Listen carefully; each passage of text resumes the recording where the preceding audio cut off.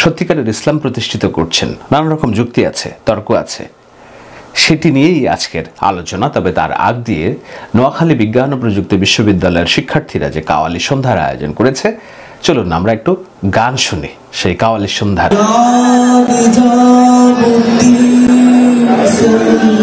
ইয়া নিজামুদ্দিন সরকার,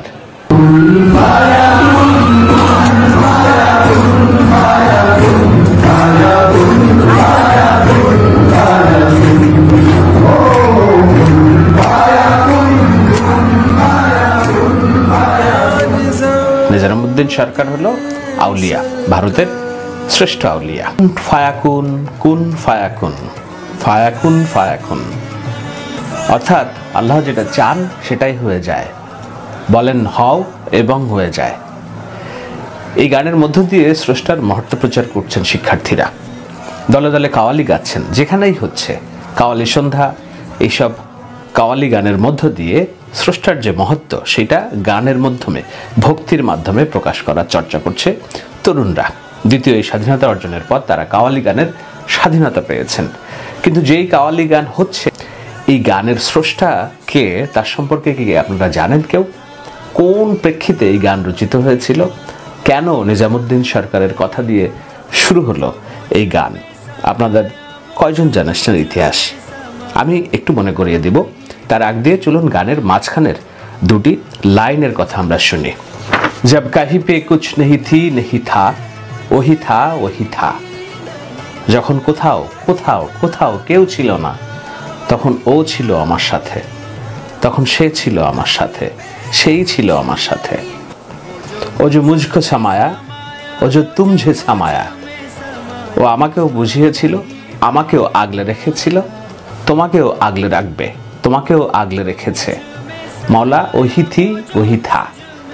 মৌলা স্রষ্টাই ছিল, স্রষ্টা আমাকে আগলে রেখেছিল, স্রষ্টা তোমাকেও আগলে রাখবে। এরপরের যে লাইন, সাদাকাল্লাহুল আলিয়ুল আযীম, আল্লাহ সবসময় সত্যি কথা বলেন।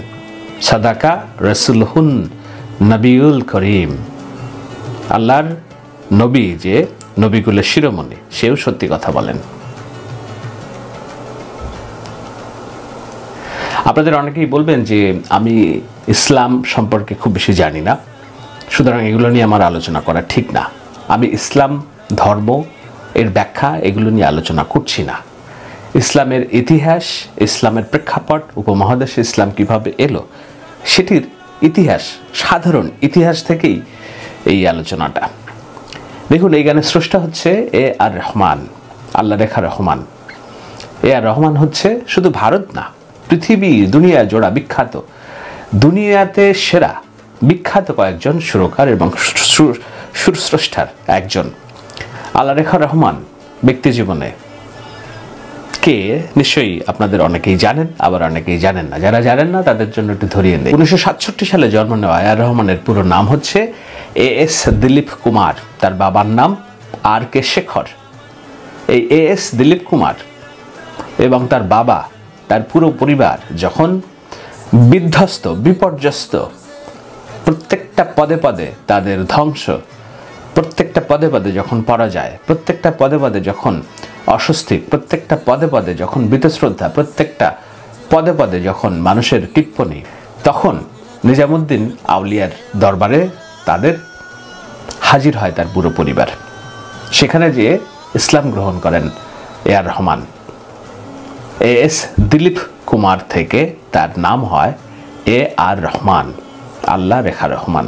এ আর রহমান তার জীবদ্দশায় হাজারো গান তৈরি করেছেন, যেসব গানগুলো আধ্যাত্মিকভাবে সম্পর্কিত, এবং তার এই যে ইসলাম গ্রহণের পর তিনি তার যে জীবনের দিশা পেয়েছেন, তিনি তার যে জীবনের পথ খুঁজে পেয়েছেন, স্বস্তি খুঁজে পেয়েছেন, ভালোবাসা খুঁজে পেয়েছেন, কার দরবারে যেয়ে? নিজামুদ্দিন আউলিয়ার দরবারে যেয়ে। এজন্যই এই গানটা শুরুর আগে ইয়া নিজামুদ্দিন সরকার। কেন বলছেন ইয়া নিজামুদ্দিন সরকার, সেটারও একটা ব্যাখ্যা আছে। আমি কয়েকটা সংবাদ পড়ছিলাম যখন এই গানের রেকর্ডিং হচ্ছিল। সেই রেকর্ডিং করার আগে এ আর রহমান, এই শিল্পী যারা আছেন, গানে কণ্ঠ দিয়েছেন, তাদেরকে বলেন যে তোমরা উজু করে ঘরে ঢুকো, আমরা এখন একটা গান রেকর্ড করব। এটা হলো যখন রেকর্ড করছেন। এর আগের ইতিহাস হলো এই গান রেকর্ড করার আগ দিয়ে তিনি অনেক দিন ভেবেছেন, 17 দিন তিনি ধ্যান করেছেন, গবেষণা করেছেন, ভেবেছেন যে আরবি একটা ভাষা, কোরআনের একটা লাইন, যেটা আল্লাহ বলেছেন যে কুন ফায়াকুন, আল্লাহ বলেন এবং হয়ে যান, সেই লাইনকে তিনি সঙ্গীতে রূপান্তর করবেন, মানুষের মনে পৌঁছাবেন। হিন্দু, বৌদ্ধ, খ্রিস্টান, এমনকি দুনিয়ার এমন কোনো জাতিগোষ্ঠী নাই, তাদের কাছে পৌঁছাবেন কোরআনের এই আয়াতগুলো। কি কুন ফায়াকুন, আর কি পৌঁছাবেন সাদাকুল্লাহুল আলিউল আজিম, আর কি পৌঁছাবেন সাদাকা রাসূলুন নবিউল করিম। এই কথাগুলো তিনি গানের মধ্যে ঢুকাবেন। এটি কি ইসলাম সমর্থন করে কিনা সেটি চিন্তায় পড়ে গেলেন এ আর রহমান। এরপর এ আর রহমান কথা বললেন নিজামুদ্দিন সরকারের এই যে দরবারের যিনি খাদেম ছিলেন তার খাতে। তিনি বললেন যে ইসলামের মূল জিনিসটাই তো কি, ভালোবাসা, স্রষ্টার মহত্ব প্রচার করা। সেই স্রষ্টার মহত্ব প্রচার করার জন্য যেই পন্থাই হোক, সেই পন্থাতে যদি সততা থাকে তাহলে এটাতে দোষের কিছু নেই, তুমি এগিয়ে যাও। এরপর নিজামুদ্দিন সরকারের নাম করে স্রষ্টার মহত্ব প্রচার করলেন এ আর রহমান তার একটি গান দিয়ে। আর সেই গানটি হয়ে গেল দুনিয়া জোড়া বিখ্যাত। বিখ্যাত বলেই আজকে যখন ঢাকা বিশ্ববিদ্যালয়ের শিক্ষার্থীরা তারা কাওয়ালি সন্ধ্যা গাচ্ছে, সেখানে বলছেন কুন ফায়াকুন ফায়াকুন সাদাকাল্লাহুল রাসূলুল সাদাকাল্লাহুল আলিউল আজিম সাদাকা রাসূলুন নবিউল করিম। সংক্ষিপ্তভাবে বললাম এই কারণে যে এ আর রহমান কিভাবে তার কোন জীবদ্দশার পরিস্থিতি থেকে এস দিলীপ কুমার থেকে এ আর রহমান হলেন, এবং সে এ আর রহমান হওয়ার পর তার প্রত্যেকটা কর্মকাণ্ডে তিনি ইসলামকে কিভাবে প্রসারিত করা শুরু করলেন, তার কাজের মধ্য দিয়ে মানুষের কাছে কোরআনের বাণী পৌঁছানো শুরু করলেন, সেটি একটি অনন্য ইতিহাস। এই ইতিহাস আমরা অনেকেই জানি, আবার অনেকেই জানি না। তো এই ইতিহাস জানার একটা পর্যায়ে সাংবাদিকরা তাকে প্রশ্ন করেছিলেন যে আপনি ইসলাম প্রচারের আগে অনেক অভাবনটনে ছিলেন, আপনার পুরো পরিবার দৈন্যদশায় ছিল, ইসলাম প্রচারের কারণেই কি আপনি, ইসলাম ধর্ম গ্রহণের কারণেই কি আপনার এই সফলতা জীবনে? তিনি উত্তর দিয়েছিলেন এই বলে যে এই যে প্রার্থনা, এই স্রষ্টার উপাসনা, আরাধনা, এটি খুবই ভালো একটা কাজ। অসংখ্য পতন থেকে এটি আমাকে রক্ষা করেছে। প্রার্থনার মাঝে মাঝে মনে হয় ও আমাকে প্রার্থনা করতে হবে, তাই আমি খারাপ কাজ করতে পারবো না। যখন খারাপ কাজ করার কথা মনে হয় তখন মনে হয় আমি প্রার্থনা করব, আমি কেন খারাপ কাজ করব। অন্য ধর্মবিশ্বাসীরাও একই কাজ করেন এবং তারা শান্তিকামী, আমি এভাবেই ভাবি। তো এই এ আর রহমানের এই গল্পটা ছোট্ট করে একটু শোনার মধ্য দিয়েই আমি আলোচনাটাতে ঢুকবো। আশা করি এই আলোচনায় আপনারা আমার সাথে থাকবেন। দেখুন, এ আর রহমান যেই জায়গায় যেয়ে নাম পরিবর্তন করেছেন আল্লাহ রেখা রহমান, এবং ইসলামের পতাকা এসে শুধু নিজে মহিমান্বিতই হননি, তিনি তার ইসলামের বাণী, কোরআনের বাণী ছড়িয়ে দিয়েছেন। তার মাধ্যমে যেভাবে দেওয়া দরকার, তার প্রত্যেকটা গানের মধ্যে কোথাও না কোথাও, অনেক গানের মধ্যেই দেখবেন যে এগুলো পাওয়া যায়। আর কি পাওয়া যায়? পাওয়া যায় হচ্ছে এই যে আউলিয়াদের প্রতি তার ভক্তি, শ্রদ্ধা। নিজামুদ্দিন সরকার, নিজামুদ্দিন আউলিয়া দিল্লিতে নিজামুদ্দিন আউলিয়ার দরবার অবস্থিত। সেখানে বাংলাদেশের হাজার হাজার লক্ষ লক্ষ মানুষ যান প্রতি বছর।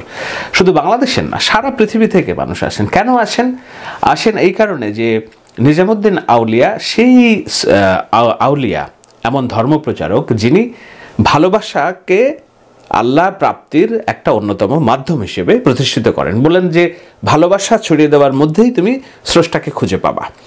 তো ভালোবাসা ছড়িয়ে দেওয়ার যে কাজ, সেই নিজামুদ্দিন আউলিয়া তিনি 12 বছর বয়সে কোথা থেকে পেয়েছেন?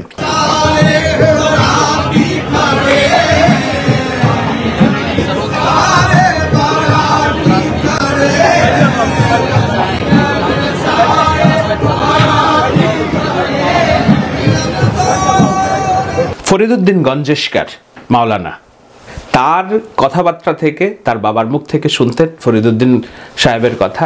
এরপর সেই তার বাবার কাছ থেকে শোনার পর ফরিদুদ্দিনের মাজারে যান এবং সেখানে যে ইসলামের দর্শন নেওয়ার পরে নিজামুদ্দিন আউলিয়া হয়ে ওঠেন। এবং শুধু তিনি নিজে আউলিয়া হয়ে ওঠেননি, তিনি আরও অন্তত 600 জনকে তার এই যে বাণী প্রচার করার জন্য, ইসলামের বাণী প্রচার করার জন্য সৈনিক হিসেবে প্রস্তুত করেন। সেই 600 আউলিয়া এবং তার যে যাদেরকে তিনি প্রস্তুত করেন তারাও আউলিয়া হিসেবে পরিচিত, ছড়িয়ে পড়েন বিভিন্ন জায়গায়। তারা ইসলামের এই ভালোবাসার সৌন্দর্য প্রচার করতে শুরু করেন। এখন এটি নিয়ে ব্যাখ্যা আমার চেয়েও হয়তো ভালো ইতিহাস আপনারা জানেন। কেন আমি এটা বলছি এই কারণে যে দেখুন, আমাদের এই যে বাংলাদেশ এবং আমাদের যে বঙ্গ বেসিন, এইখানে ইসলাম এসেছে কত সালে? আপনাদের নিশ্চয়ই যদি আপনারা হিসাব করেন তাহলে দেখবেন এই দেশে ইসলামের যে প্রচার এবং আমাদের পূর্বপুরুষদের ধর্মকে রেখে আমাদের সবাই, আমাদের মা বাবা, দাদা দাদি, তাদের পূর্বপুরুষ, বাবা মা, তাদের ইসলাম গ্রহণের যে কাল সময়, সেটা খুব বেশি বছর আগের না। সেটি হিসাব করলে এখান থেকে 11 থেকে 1300 বছর আগে শুরু হয় এই প্রক্রিয়া। তো সেই প্রক্রিয়াটা হয়েছে কাদের মাধ্যমে হয়েছে সেটি আপনারা যদি একটু ইতিহাসটা দেখেন তাহলে আজকের এই যে মাজারগুলো আছে, যেখানে দরবার শরীফ যেগুলো আছে, এইগুলো যে আপনাদের আপন, দূরের কেউ কিছু নয়, সেটি নিয়ে যারা অপপ্রচার করতে চায় তাদের প্রতি আপনাদের দ্বিতীয়বার একটা ভাবনা তৈরি হতে পারে। এবং আমার অভিজ্ঞতা দিয়েও আমি বলতে পারবো যে কিভাবে এই প্রক্রিয়াগুলো আমার ব্যক্তি জীবনের ধর্মভাবনাকে প্রভাবিত করেছে। এখানে লুকোচুরির কিছু নেই, আমি শেয়ার করব। তবে তার আগ দিয়ে চলুন জানি ওই ইতিহাসটা, যে কিভাবে এখানে ইসলাম এসেছে। এখানে ইসলাম এসেছে 12 আউলিয়াদের মাধ্যমে। আপনারা চট্টগ্রামকে বলেন 12 আউলিয়ার, বায়েজিদ বোস্তামির কথা আপনারা শুনেছেন, তাই তো? কোনো নির্দিষ্ট মাজার নেই, কিন্তু সেখানে খানকা শরীফ আছে, যেখানে যে 12 আউলিয়াদের কথা স্মরণ করা হয়। কেন স্মরণ করা হয়? কারণ আউলিয়ারাই এদেশে ইসলাম এনেছিলেন প্রথমে। আমরা যখন রাজনৈতিক কর্মকাণ্ড করি, বাংলাদেশ আওয়ামী লীগ বলেন, বিএনপি বলেন, জামাতে ইসলামী বলেন, সবাই যে পুণ্যভূমিতে হযরত শাহজালালের দরগায় যে মোনাজাত করেন এবং সেখানে যে আউলিয়াকে স্মরণ করেন। কেন? এই অঞ্চলে ইসলাম প্রসারের জন্য হযরত শাহজালালের যে অবদান এবং 12 আউলিয়াদের যে অবদান, এই 12 আউলিয়া মানে শুধুমাত্র 12 জন তা না, ক্ষণে ক্ষণে এসেছেন এরকম 10-12 জন করে। কখন আসতে শুরু করেছেন? ধরা হয় 700 থেকে 1200 সাল, এই সময়ের মধ্যে।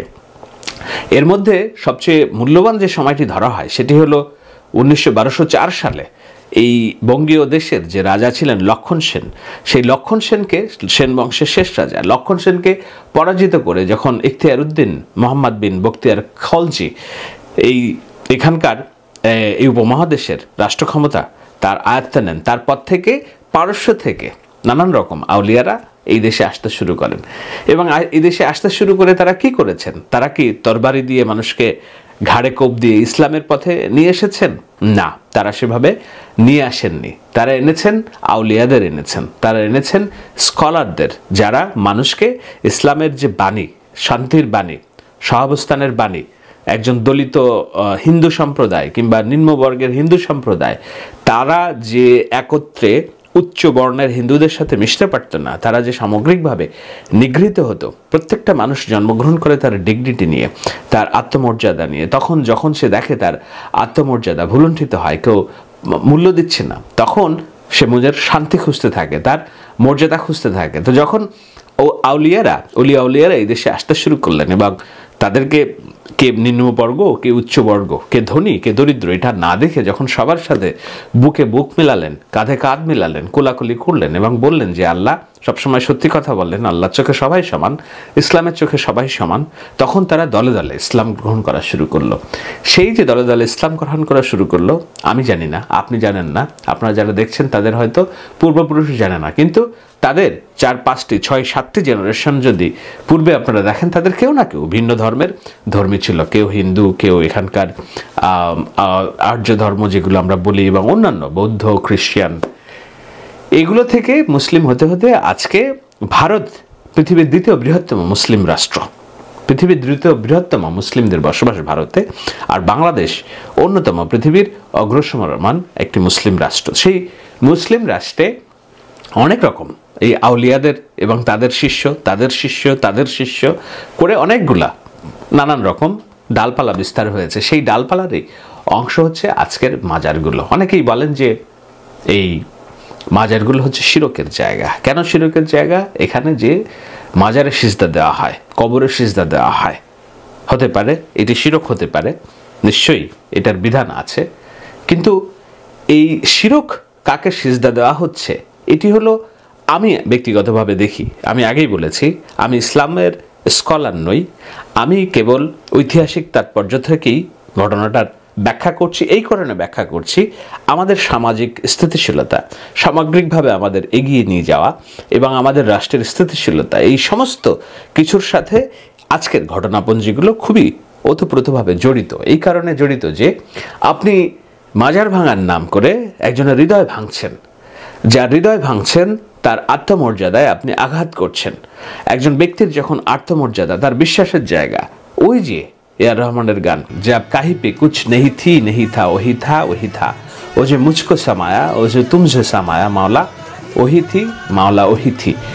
আপনি জানেন না কার হৃদয়ের বন্ধ দরজা কোনভাবে, কোথায়, কখন, কিভাবে খুলে গিয়েছে, কিভাবে স্রষ্টা একজনের ভিতরে স্রষ্টার বাণী পৌঁছে দিয়েছেন, কোন পথে। আপনি হয়তো ভাবছেন যে না, আমার যেই পথ সেই পথটাই একমাত্র পথ, বাকি সব পথ ভুয়া। আপনি হয়তো ভাবছেন আপনার যে পন্থা, আপনি যেভাবে স্রষ্টাকে ডাকেন সেটাই একমাত্র সহি, বাকি সব মিথ্যা, বাকি সব শিরক। সেটা তো নাও হতে পারে। কার অন্তরে কি আছে? আপনি অন্তর্যামী নন, আমি অন্তর্যামী নন। অন্তর্যামী যিনি, তিনিই জানেন কেবল সত্য কোথায়। আমি বিষয়টা এই যে দেখেন কিভাবে কোবাইয়া ওনাকে হতবিক্ষত করে দিচ্ছে, উনি টানটানিয়া পালাইয়া শাহালিটা আসছে। এই অবস্থা দেখেন, কোবাইয়া টোবাই রাখে না কোনো কিছু। আচ্ছা ঠিক আছে, এটা কি হচ্ছে দেশে? ওই যে আলেম সমাজ আছে না, কিছু আলেম সমাজ, তুমি মাথায় দিয়া ওই আলেম সমাজ ভাই এই কাণ্ডটা ঘটাইতেছে, বলিয়ালা মাজার হেরা রাখতে চাইতেছে না। এটা কোনো কথা? এরা বলে এই মাজারে জিয়ারত করলে বলে সেই কয়, এবং প্রস্তাব দিতেছেন আলেমরা। সেই অন্তর্যামীর যে ভাবনা, অন্তর্যামীর সত্যটাকে আপনি নিজের করে যখন প্রতিষ্ঠিত করার চেষ্টা করছেন, আপনি তার অর্থ এই, আমি বলছি যারা এই মাজার ভাঙাতে উদ্যত হয়েছেন, কোথায় ভাঙছে, কিভাবে ভাঙছে সেটা আমি আসছি। তো সেই এআর রহমানের মতো একজন মানুষ যে এস দিলীপ কুমার থেকে আল্লাহ রেখা রহমান হয়েছেন এবং তার মুখ দিয়ে কোরআনের বাণী কোটি কোটি মানুষের কাছে পৌঁছে গিয়েছে, আপনি জানেন না কোন মাজারে কোন মানুষটি কোন হৃদয় ভাঙার কারণে যে পৌঁছেছেন এবং তিনি তার জীবনের শান্তি খুঁজেছেন, কোনো একটা সহায়তা খুঁজেছেন, নির্ভরতা খুঁজেছেন, কোনো একটা সহায় আশ্রয় খুঁজেছেন। এই আশ্রয় হয়তো আপনি আমি 5 ওয়াক্ত নামাজের মাধ্যমে পাই, কিন্তু সবাই যেভাবে পাবে এমন তো নয়। আল্লাহ প্রত্যেকটা জিনিসকে তার স্বকীয়তা জিনিস দিয়ে তৈরি করেছেন। হাতের 5টি আঙুল সমান নয় আমরা জানি, তাই তো? গাছের 1000 পাতা থাকলে প্রত্যেকটা পাতার শিরা উপশিরা একটি থেকে ভিন্ন। আপনার কাছে মনে হচ্ছে মসজিদ এবং অন্যান্য জায়গাগুলো হচ্ছে স্রষ্টাকে উপাসনার একমাত্র জায়গা, এবং আপনি সিজদার মাধ্যমেই হয়তো আল্লাহর নৈকট্য পান। আরেকজন মানুষ অন্যভাবেও তো পেতে পারে। আমরা কি কখনো ভেবে দেখেছি? আমরা কি কখনো সেসব বিষয়গুলো জানি? কেন আমি আলোচনা করছি এই কারণে যে গত কয়েকদিনে বাংলাদেশে মাজার ভাঙার একটা উৎসব তৈরি হয়েছে। সেই উৎসবগুলো করছে কারা করছে আমরা জানি না, কিন্তু এটি আবার ধরাছোঁয়ার বাইরেও না। আপনি সিসিটিভির ফুটেজ এবং অন্যান্য যেসব ঘোষণা, অনেকে এমনকি ফেসবুকে ঘোষণা দিয়ে মাজার ভাঙার উৎসব করছেন। কারা করছেন? আমি একজনের চরিত্র মনস্তত্ত্ব বিশ্লেষণ করার চেষ্টা করেছি। তিনি ঘোষণা দিয়েছেন এবং দেখলাম তিনি জামাত শিবির বিরোধী, দেলোয়ার হোসেন সাঈদীর বিরোধী। তিনি জসিমউদ্দিন রহমানী, কি আনসারুল্লাহ বাংলা টিমের প্রধান, যার বিরুদ্ধে জঙ্গি কার্যক্রমের অভিযোগ ছিল, তাকে তিনি বলছেন যে সে খাঁটি সালাফি নন। আবার তিনি ফরহাদ মাজারের পোস্ট শেয়ার করছেন, তিনি বর্তমান ধর্ম উপদেষ্টার পোস্ট শেয়ার করছেন। আমি একটু বিচলিত হয়ে গেছিলাম যে তাহলে এই লোকগুলো যে মাজার ভাঙার উদ্যোগ নিচ্ছে কারা এরা? আমাকে অনেকেই বলেছেন যে উনি হচ্ছেন কট্টর সালাফি। সালাফি কি আপনারা নিশ্চয়ই জানেন।